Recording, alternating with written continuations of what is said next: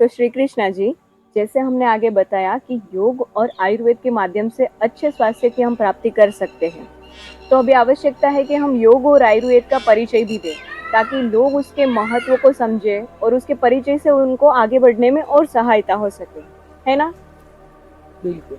तो शुरुआत करते हैं आज योग और आयुर्वेद के परिचय से। नमस्ते, मैं वैद्य अंजलि। नमस्ते, मैं श्री कृष्ण।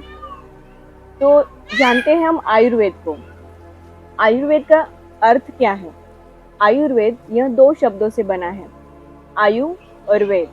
आयु अर्थात जीवन और वेद अर्थात ज्ञान, विज्ञान। तो जीवन जीने का जो विज्ञान है वो आयुर्वेद के रूप में हमें उपहार रूप से ऋषि मुनियों से मिला है। आयुर्वेद के बारे में चरक संहिता में बहुत सुंदर श्लोक दिया गया है।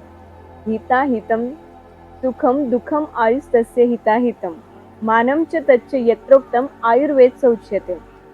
इसका अर्थ है कि जो जीवन की सुख आयु, दुख आयु, हितकर आयु, अहितकर आयु, ऐसे जो आयु के प्रकार है उसका वर्णन, उसके अनुसार पथ्य और अपथ्य ऐसे द्रव्यों का वर्णन, उसके प्रमाण का वर्णन जिस शास्त्र में सटीक रूप से और विस्तार रूप से दिया गया हो उसे आयुर्वेद कहते हैं। वैसे तो आयुर्वेद को अथर्ववेद का उपवेद भी कहा जाता है। और आयुर्वेद की उत्पत्ति भी बहुत सुंदर तरीके से बताई गई है, क्योंकि यह ईश्वर प्रदत्त ज्ञान है। ब्रह्मा जी ने सर्वप्रथम यह ज्ञान अपने पुत्र दक्ष प्रजापति को दिया था। फिर वहां से उन्होंने अश्विनी कुमार को दिया। फिर वहां से यह ज्ञान इंद्रदेव को उन्होंने दिया। और फिर इस तरीके से आयुर्वेद ईश्वर प्रदत्त ज्ञान है और हम तक वह ऋषि भारद्वाज लाए। और इस तरीके से फिर आयुर्वेद को शास्त्रों यानी ग्रंथ के रूप में लिखा गया। और यह हमारे सामने चरक संहिता के रूप में, सुश्रुत संहिता के रूप में, अष्टांग हृदय के रूप में, उस तरीके से बहुत सुंदर तरीके से उसको वर्णन किया गया है। तो अभी जानते हैं योग का परिचय। बिल्कुल। तो योग शब्द की उत्पत्ति किस तरीके से हुई है वो देखते हैं हम। आप सभी को पता ही है कि योग ये शब्द है युज संस्कृत धातु से बना है। उस धातु का अर्थ होता है युज, मतलब जोड़ना, एकत्र करना या मिलन। तो हमारे दिमाग में आता ही है कि मिलन या जुड़ना किस प्रकार से होगा।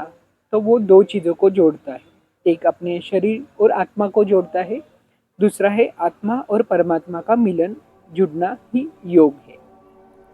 उस योग को लेकर पतंजलि ऋषि ने व्याख्या बताई है।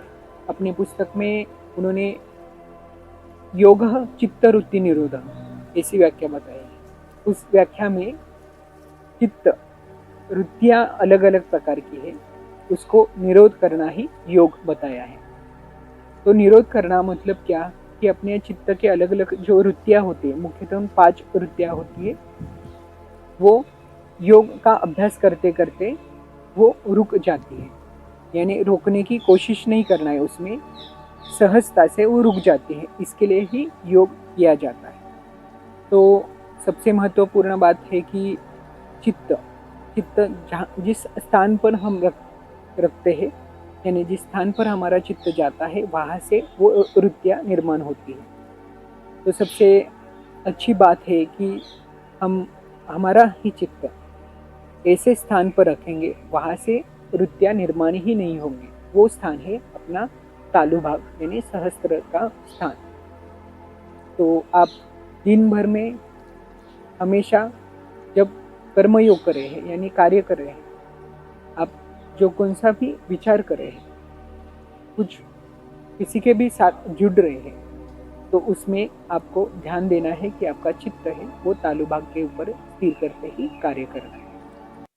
वही योग का मेन उद्देश्य है। हम आगे ही धीरे धीरे उस योग को लेकर उपाय भी देखने वाले हैं। जरूर। नमस्ते। नमस्ते।